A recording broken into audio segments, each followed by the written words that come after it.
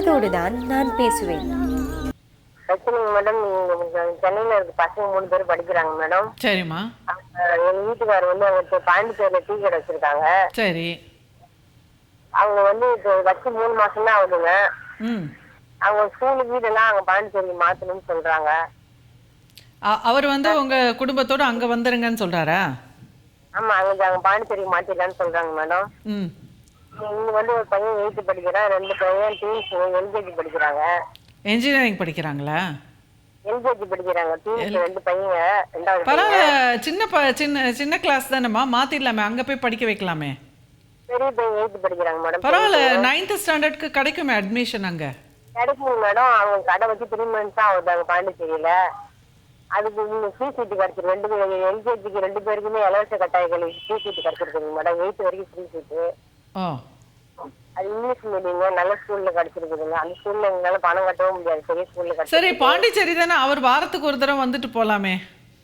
அதுதான் மேடம் சொன்னா, அவங்க கடை வச்சு இன்னும் அப்படி ஒன்றும் வியாபாரம் ஒன்றும் சரியா ஆகலைங்க. அவங்க போன இப்போ 2 மாசத்துலயே அவங்க வயிற்று வலி வந்து அவங்க நிறைய டீ சாப்பிடுவாங்க.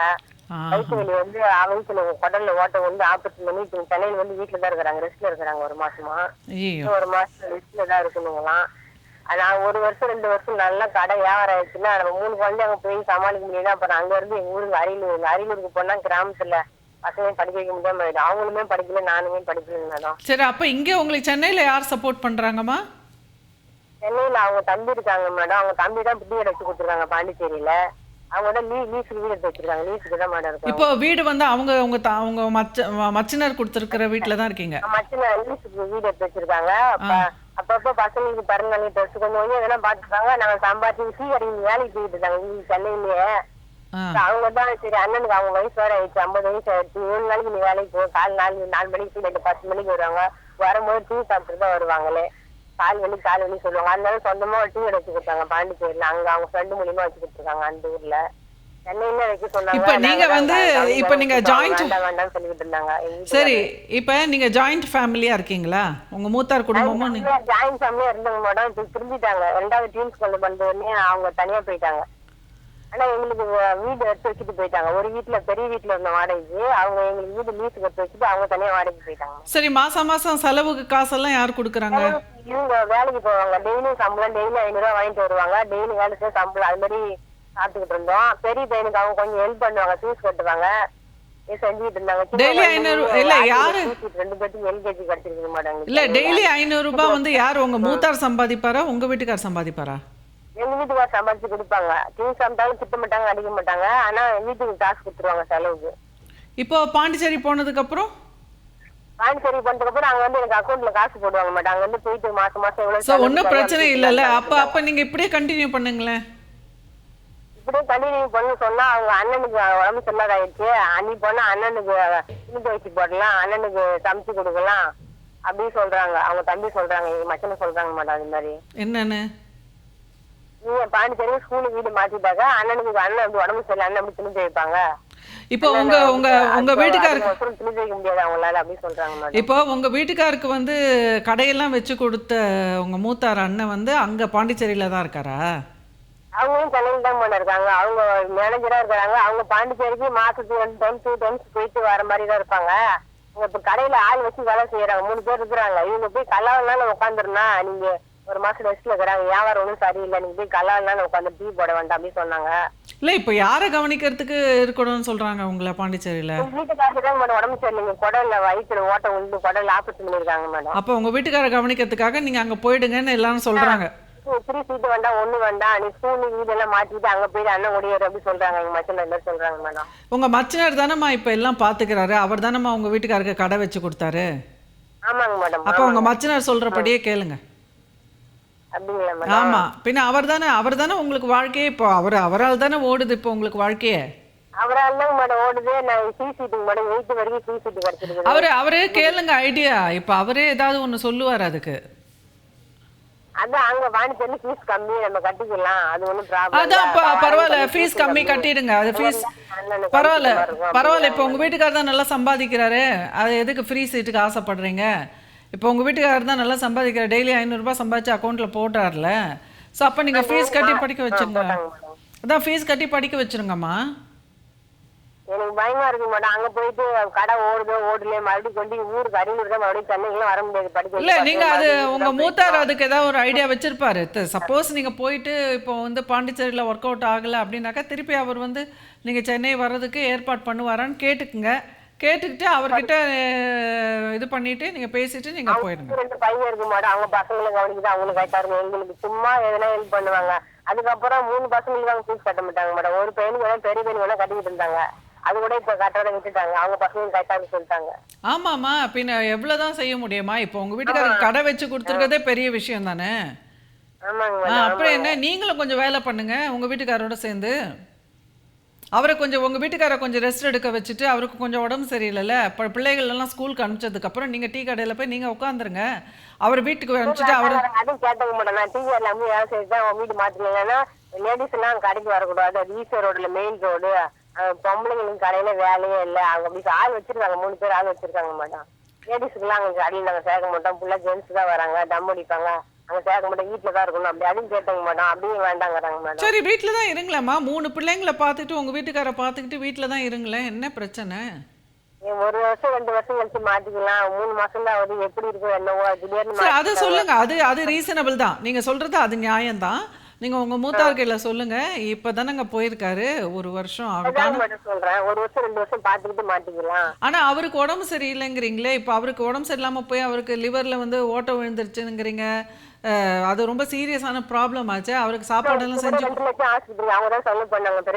ஆஸ்பத்திரிக்கு செலவு பண்றது கவனிக்கணும் இல்லம்மா. இப்போ உடம்பு சரியில்லை. இப்போ கணவன் மனைவி ஒருத்தருக்கு ஒருத்தர் எதுக்கு திருமணம் பண்ணிக்கிறீங்க? எதுக்கு குடும்பம்னு இருக்கும்? ஒருத்தர் உடம்பு சரியில்லைன்னா பக்கத்தில் இருந்து ஒருத்தர் வந்து மருந்து எடுத்து கொடுக்க, சாப்பாடு கிட்ட இருந்து கவனிக்க, தண்ணி எடுத்து கொடுக்க, குளிச்சிங்களா என்னன்னு பார்க்க, அயன் பண்ணி ட்ரெஸ்ஸை எடுத்து கொடுக்க, இந்த மாதிரிலாம் பணிவிடைகள்லாம் செய்தாந்தமா வேலை செய்கிறவங்களுக்கும் கொஞ்சம் ஊக்கமாக இருக்கும். உடம்பு சரியில்லாத நேரத்தில் பக்கத்தில் இருந்து ஒரு மனைவி வந்து கவனிச்சுக்கணும்ல, அதுவும் முக்கியம் இல்லை. ஏன்னா நாளைக்கு சித்திரம் இருந்தால் தானே, சுவர் இருந்தால் தானே சித்திரம் எழுத முடியும். இல்லைம்மா, நீங்கள் இப்போ அந்த ஃப்ரீ சீட்டு அந்த பிள்ளைங்கள் எஜுகேஷன் அதை பற்றி யோசிக்கிறீங்க சரியா? இப்போ முதல்ல வந்து உங்கள் வீட்டுக்கார் வந்து நல்ல ஆரோக்கியமாக இருக்கணும் இல்லைம்மா. நாளைக்கு இதை வந்து நீங்கள் இந்த உடம்பு சரியில்லை அப்படிங்கிறத நீங்கள் உதாசீனம் படுத்திட்டீங்கன்னா, அதை வந்து சிறுசு படுத்திட்டீங்கன்னா, அவருக்கு எந்த அளவுக்கு உடம்பு சரியில்லைங்கிறது எனக்கு புரிஞ்சுக்க முடியல. ஆனால் நீங்கள் வந்து வயத்தில் அல்சர் ஓட்டையெல்லாம் விழுந்துருச்சு அப்படின்னா சீரியஸாக, அப்போ அது ரொம்ப சீரியஸாக கவனிக்கணும். ஏன்னா அது வந்து கவனிக்கலைன்னா நாளைக்கு கேன்சரில் கொண்டு போய் வச்சிரும். ஆமாம், கேன்சரில் கொண்டு போய் வச்சிரும். நல்லா அதுக்கு வந்து நீங்கள் டாக்டர்கிட்ட போயிட்டு என்ன மாதிரி சாப்பாடு கொடுக்கணும் அப்படின்னு சொல்லி அந்த அதுதான்மா, அதெல்லாம் வீட்டில் தான் நம்ம செஞ்சு கொடுக்க முடியும். அவர் இப்போ ஹோட்டலில் வாங்கி வாங்கி சாப்பிட்டோம்னா அவருக்கு உடம்பு கெட்டுடும்ல. ஹோட்டல் மாதிரி வச்சிருக்காங்க. காலைல டிஃபன் போடுவாங்க, மத்தியானம் சாப்பாடு போடுவாங்க, நைட்டு கூட ரூம்ல சமைச்சுக்கிற மாதிரி. ஏமா நீங்கள் கிட்ட இருந்து அவரே எல்லாம் செஞ்சுக்கிறத விட நீங்கள் கிட்ட இருந்து அவரை ஒரு டாக்டர்கிட்ட கேட்டுட்டு அவருக்கு வேண்டியதெல்லாம் நீங்கள் செஞ்சு கொடுத்தீங்கன்னா, அந்த வயிற்றில் அந்த ரணம் ஆறதுக்கு அப்புறம் மெடிசன்லாம் நீங்கள் எடுத்து கொடுத்து அந்த மாதிரி நீங்கள் கனிவாக கவனிச்சுக்கிட்டிங்கன்னா அவருக்கு உடம்பு இன்னும் சரியாகிறதுக்கு வாய்ப்பு நிறைய இருக்குல்ல. மருந்து செய்யாத மாயம் ஒரு கவனிப்பு செய்யும். உங்கள் பிள்ளைங்க மட்டும் இல்லை, உங்கள் வீட்டுக்காரரும் உங்களுக்கு முக்கியமாச்சே. அவர் தானே முக்கியம். அவர் நாளைக்கு நல்லா ஆரோக்கியமாக இருந்தால் தானேம்மா உங்கள் 3 பிள்ளைகளையும் நீங்கள் வளர்க்க முடியும். படிப்பு எங்கே வேணால் படிச்சுக்கலாம். அது பிரச்சனையே கிடையாது. படிக்கிற பசங்க எங்கே வேணால் போய் படிச்சிருவாங்க. சின்ன படிப்பு தான். எல்கேஜிலாம் பெரிய விஷயமே கிடையாது. இந்த 9th ஸ்டாண்டர்ட் பையன் மட்டும்தான் முக்கியமான படிப்பு. அது எங்கே இருந்தாலும் ஃபீஸ் தான், இங்கே இருந்தாலும் ஃபீஸ் தான், அங்கே இருந்தாலும் ஃபீஸ் தான். ஸோ அதனால் நீங்கள் வந்து உங்கள் மூத்தார் சொல்கிறதுல ஒரு நியாயம் இருக்குது. நாளைக்கு வந்து நீங்கள் கவனிக்காத விட்டுட்டு சிறுசு படுத்திட்டு நாளைக்கு அவருக்கு சீரியஸாக ஏதாவது வந்துருச்சுன்னா அப்போ நீங்கள் எப்படி ஃபேஸ் பண்ணுவீங்க இவங்களெல்லாம்? அப்போவே நம்ம சொன்னோம் நீங்கள் கவனிக்காமல் விட்டுட்டு நீ புருஷனை அப்படின்னு எல்லாரும் உங்கள் மேலே பழி போடுவாங்கல்ல. அவங்க சொல்றேன் மட்டும் சொல்றாங்க, உனக்கு படிக்க முக்கியமா வீட்டுக்கார முக்கியமா படிக்க முக்கியமா அப்படி கேக்குறாங்க மேடம். ஆமா அப்படிதான் கேக்குறாங்க. அப்படிதான் எல்லாரும் கேட்பாங்க. நாளைக்கு உங்க சொல்றாங்க நீ மாமா பேச்சு அவன் கேட்காத, அவனுக்கு கிடக்குறானுங்க, அவன் ஃபீஸ் கட்டுவான், நாங்க போக சொல்றானு. நீங்க இப்ப இருக்கிற சிச்சுவேஷன்ல எனக்கு தோன்றது என்னன்னா, உங்க வீட்டுக்காருக்கு முக்கியத்துவம் கொடுத்து உங்க வீட்டுக்கார் பக்கத்துல இருந்து கவனிக்கணும். அதுதான் முக்கியம். அது ரொம்ப முக்கியம்.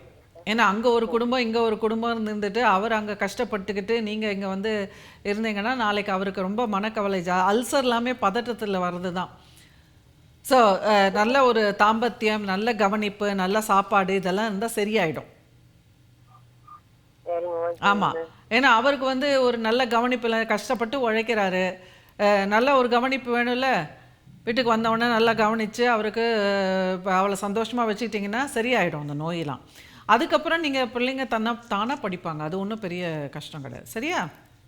சரிங்க, ஓகே, நன்றி நன்றி நன்றி நன்றி. சில நேரத்தில் வந்து நம்ம ஒரு ஹார்ட் டெசிஷன் எடுக்க தாங்க வேணும். எது முக்கியம் அப்படிங்கிறத வந்து நம்ம யோசிக்கிறது வந்து ரொம்ப முக்கியம். ஏன்னா இப்போ வந்து உடல்நல சரியில்லை, அதே நேரத்தில் வந்து அவர் அவ்வளோ பொறுப்பாக குடும்பத்துக்காக எல்லாம் செய்கிறாரு அப்படிங்கிறபோது நிச்சயமாக கவனிக்கணும் இல்லையா? அது வந்து கூட போய் இருக்கிறது தான் நல்லதுன்னு எனக்கு தோன்றுறது. ஸ்கூல் எஜுகேஷன் அப்படிங்கிறது வந்து எல்லா இடத்துலையும் ஒரே அளவுக்கு தான் இப்போ கிடைக்குது. அப்படி ஒன்றும் பெரிய வேறுபாடு இருக்கிறதில்ல. நாம் எப்படி பிள்ளைகளை வளர்க்குறோம் அப்படிங்கிறத பொறுத்து கூட இருக்குது. அவங்களுக்கு எப்படி நம்ம வந்து நோக்கத்தை ஏற்படுத்துகிறோம், இலக்குகளை அவங்க வைத்து கொள்வதற்கு அவங்களுக்கு வந்து கைடன்ஸ் பண்ணுறோம் அப்படிங்கிறத பொறுத்து தான் இருக்குது. ஸோ பொதுவாக இந்த அல்சர் அப்படிங்கிறதுலாம் ஆரம்பத்திலே கவனிச்சிட்டாக்கா பிரச்சனை கிடையாது. கவனிக்காத விட்டானாக்கா ரொம்ப பெரிய பிரச்சனை. ஏன்னா வயிற்றில் வந்து எப்போவுமே சில பேர் வந்து சாப்பிடாமல் இருந்துகிட்டே இருந்தாங்கனாக்கா அதெல்லாம் ரொம்ப ஜாஸ்தியாகிடும் பிரச்சனை. ஸோ அதனால் வந்து அந்த நேயருக்கு வந்து நான் சொல்கிறது வந்து கண்டிப்பாக நீங்கள் உங்கள் வீட்டுக்காருக்கு இம்பார்ட்டன்ஸ் கொடுங்க. இப்போ இன்னொரு காலர் லைனில் இருக்காங்க. ஹலோ மேடம், இந்த மாதிரி வீட்டுல கொஞ்சம் பிரச்சனைங்க மேடம். சரி. வந்து எங்க ஹஸ்பண்ட் நானும் ஒன்னாதான் மெட்ராஸ்ல கொஞ்ச நாள் தங்கி இருந்தோம். அதுக்கப்புறம் அவரு ஒரு பொண்ணோட பேசிட்டு இருந்தாரு, நான் கேட்டுட்டு அப்படியே விட்டுட்டேங்க மேடம். சரி. அதுக்கப்புறம் நாங்க எங்க ஊருக்கு வந்துட்டோம், சேலத்துக்கு வந்துட்டோம். அப்புறம் அங்க வந்த பிறகு அவரும் ஒரு 2 வருஷம் அங்க இருந்துட்டு வந்துட்டாருங்க மேடம். அப்புறம் அவங்க 2 பேரும் என்னமோ போட்டோ எடுத்து அது மாதிரி பார்த்தவும் எனக்கு மனசு ரொம்ப கஷ்டமா இருந்துச்சு மேடம். கேட்டேன், அப்படிலாம் ஒண்ணும் இல்லை அப்படின்னு தான் மேடம் சொல்றாரு. இப்பதான் இடம் மாறிட்டீங்கல்ல? இடம் மாறிட்டேன். அவ்வளவுதான். இனிமே என்ன பண்ண முடியும்? ஏதாவது அவங்க லவ் பண்ணாங்க, காதல் பண்ணாங்கன்னா கூட அது காலப்போக்கில் மறந்து போயிடும். ஆமா, வேற ஒன்றும் பண்ண முடியாது. அவங்களாலையும் ஒன்றும் பண்ண முடியாது. அவங்க அந்த பொண்ணுக்கு கல்யாணம் ஆன பொண்ணு தானே, அவங்களுக்கும் கல்யாணம். அப்ப அது பாட்டுக்கு அது குடும்பத்தை கவனிக்கணும், உங்க வீட்டுக்கார பாட்டுக்கு உங்க குடும்பத்தை கவனிக்கணும். அவ்வளவுதான். அவங்களுக்குள்ள என்ன காதல் இருந்தா கூட அதெல்லாம் கண்டினியூ பண்றதுக்கு வாய்ப்பு கிடையாது. சரிங்க மேடம். சரியா? அதனால நீங்க அதை பத்தி ரொம்ப பெருசுப்படுத்திக்காம நீங்க உங்க வீட்டுக்காருக்கு எதனால ஒரு ஏக்கம் வருது, என்ன ஆசைப்படுறாரு அவரு அப்படின்லாம் கொஞ்சம் கவனிச்சு பாருங்க. எது கேட்டாலும் என்ன சொல்றாரு, உன்னாலதான் நான் அப்படி ஆனேன், உன்னாலதான் அப்படி ஆனேன்னு சொல்றாங்க மேடம். நான் அப்படி எதுவும் ஒண்ணும் பண்ண மாதிரி எனக்கு எதுவும் தெரியலங்க மேடம். சரி, பரவாயில்ல. அதுல ஏதாவது உண்மை இருக்கான்னு கவனிச்சு பாருங்க. ஏதாவது நீங்க அவரை ரொம்ப கட்டுப்படுத்துறீங்களா பாருங்க. ஏன்னா சில சமயத்துல ரொம்ப கண்ட்ரோல் பண்ணா கூட சில பேருக்கு பிடிக்காது. ரொம்ப எல்லாத்தையும் கண்ட்ரோல் பண்ணி பண்ணி பண்ணி நம்ம வந்து இவங்க போயிடுவாங்களோ நச்சரிச்சுட்டே இருந்தாக்கா நிஜமாவே போயிடுவாங்க. அப்படிலாம் நான் எதுவுமே கேட்க ஒரே டைம் கேட்டேங்க மேடம். கேட்டுட்டு அதுக்கப்புறம் நாங்க எதுவும் கண்டுக்கல, விட்டுட்டோம் மேடம். சரி, வேற கவனிங்கம்மா. அதாவது இப்போ வந்து நம்ம அட்ராக்டிவாக இருக்கிறது அப்படிங்கிறது வந்து இன்றைக்கி காலகட்டத்தில் ஒரு பெரிய சவால் ஆணுக்கும் பெண்ணுக்கும். ஏன்னா இந்த திருமணம் அப்படிங்கிற ஒரு உறவு வந்து அது வந்து ஒரு காம்ப்ளெக்ஸ் சிக்கலான ஒரு உறவு தான் நிஜமாவே. அதாவது எல்லா உலகம் ஃபுல்லுமே பார்த்தீங்கன்னா பல இடத்துலையும் வந்து வியப்பாக பார்க்குறாங்க நம்மளை. எப்படி இவங்கெல்லாம் 30 வருஷம் 40 வருஷம்லாம் ஒரே உறவுல ஒரே திருமணத்திலே இருக்காங்க அப்படின்ட்டு. எனக்கு கல்யாணம் ஆகி 12 வருஷம் ஆகுதுங்க மேடம். இல்லை, அதுதான் சொல்கிறேன். இப்போது இன்னைக்கு காலகட்டத்தில் வந்து ஒரு கணவனுக்கு என்றைக்குமே ஒரு பெண் வந்து அட்ராக்டிவாக இருக்கணும். ஒரு மனைவிக்கு வந்து கணவனும் என்றைக்கும் அட்ராக்டிவாகவே இருக்கணும். அந்த அட்ராக்டிவ்னஸ் அப்படிங்கிறது வந்து இன்றைக்கி காலகட்டத்தில் முக்கியமான ஒரு விஷயம் திருமண உறவுகளை ஒர்க் அவுட் பண்ணுறதுக்கு. சரியா? ஸோ அது அட்ராக்டிவாக இருக்கிறது, கவர்ச்சியாக இருப்பது அப்படின்னாக்கா அது உடல் அழகு மட்டும் கிடையாது. நடை, உடை, பாவனை, நம்ம பேசுறது, நம்ம தெரிந்து கொள்வது, நம்ம வந்து நம்மளோட விஷயங்கள், நம்மளோட கான்ஃபிடென்ஸ், நம்மளோட தன்னம்பிக்கை, நம்ம வந்து குடும்பத்தை எப்படி கவனிச்சுக்கிறோம், எப்படி தன்னம்பிக்கையோடு இருக்கோம், அது எல்லாத்தையும் பொறுத்து தான் வந்து ஒரு ஈர்ப்பு வரும். அதனால பெண்கள் வந்து அதெல்லாம் கவனிக்கணும். எப்பவுமே வந்து அவங்களுடைய இது வந்து கரெக்டா பண்ற மாதிரி தாங்க மேடம் எனக்கு தெரியுது. எல்லாருமே கரெக்டாக தான் இருப்போம். நான் என்ன சொல்கிறேன், யார் மேலுமே தவறு கிடையாது. உங்கள் கணவர் மேலேயும் தவறு கிடையாது, உங்கள் மேலேயும் தவறு கிடையாது. அந்த திருமணம்ன்ற உறவு வந்து நடுவில் வைங்க. அந்த உறவு வந்து ஒர்க் அவுட் ஆகிட்டே இருக்கணும். அப்படின்னா இப்போது உங்களுக்கு புரிகிற மாதிரி சொல்லணும்னா, இப்போ ஒரு கோயில் ஏதோ ஒரு இடம் இருக்குது, அங்கே வந்து எல்லாரும் லைனில் போகணும் அப்படின்னு ஒரு முறை இருக்குது, சிஸ்டம் இருக்குன்னு வைங்க. ஓகே, அந்த சிஸ்டம் வந்து நடுவில் இருக்கும். ஓகே, அது வந்து அந்த சிஸ்டம் வந்து கரெக்டாக செயல்படணும் அப்படின்னா என்ன பண்ணணும்? அங்கே போகிறவங்க கரெக்டாக அதை ஃபாலோ பண்ணணும்ல. இப்போது கரெக்டாக அங்கே சில சமயம் க்யூவில் போக முடியாது, அங்கே ஏதாவது இடர்பாடுகள் இருக்கும், அதனால் வந்து கிராஸ் பண்ணி போவாங்க. சில நேரத்தில் வந்து ரொம்ப தள்ளுமுள்ளு இருக்கும். ஸோ அது மாதிரி அந்த சிஸ்டமை ஃபாலோ பண்ண முடியாததுக்கு என்னென்ன இடையூறுகள் இருக்குன்னா, அப்போ நம்ம அதை கரெக்டாக சரி பண்ணிட்டாங்கன்னா நம்ம திருப்பி ஃபாலோ பண்ணிட்டு போவோம்ல. அவ்வளோ எளிமையானது தான் திருமணம் அப்படிங்கிற ஒரு சிஸ்டமும். திருமணங்கிற சிஸ்டமாக நடுவில் வைங்க, அது செயல்படணும் கரெக்டாக. அப்போ அது செயல்படாமல் இருக்கிறதுக்கு என்னென்ன சிக்கல் வருது, எங்கே வந்து நம்மளுக்கு வந்து நம்ம திருமணம் ஆனபோது அப்படி பார்த்த ஒரு ஆர்வம் ஏன் இன்னைக்கு குறைஞ்சி போச்சு அப்படின்னு நீங்களும் யோசிக்கணும், அவரும் யோசிக்கணும். நாங்க கொஞ்சம் இடையில அந்த விஷயமா கொஞ்சம் சண்டை போட்டுட்டோங்க மேடம். தாம்பத்தியத்துலலாம் வந்து நீங்கள் ஈடுபாடு காட்டணும். அதில் வந்து ஒருவருக்கு ஒருவர் ஈகோ காட்டிக்க கூடாது. அதிலெல்லாம் வந்து மனசை வந்து காயப்படுத்தக்கூடாது. ஆண்கள் ரொம்ப சென்சிட்டிவ் அதிலெல்லாம். இந்த சமூகம் வந்து ஆண் ஆதிக்க சமூகம் தான். அதனால் அதுக்கு சொல்லி கொடுத்துருக்காங்க, ஆண்களுக்கு சொல்லியிருக்காங்க, உனக்கு வந்து பெண் வந்து தாம்பத்திய உறவு கொடுக்கலன்னா நீ வந்து வெளியில் தேடினீன்னா அது வந்து ஒன்றும் பெரிய தப்பு இல்லைன்ற மாதிரிலாம் சொல்லியிருக்கிறதுனால எல்லா ஆண்களுக்குமே அதெல்லாம் பெருசு பண்ணுவாங்க. ஸோ அதனால் பெண்கள் வந்து ஓரளவுக்கு திருமண உறவுக்கு அது ரொம்ப முக்கியம்.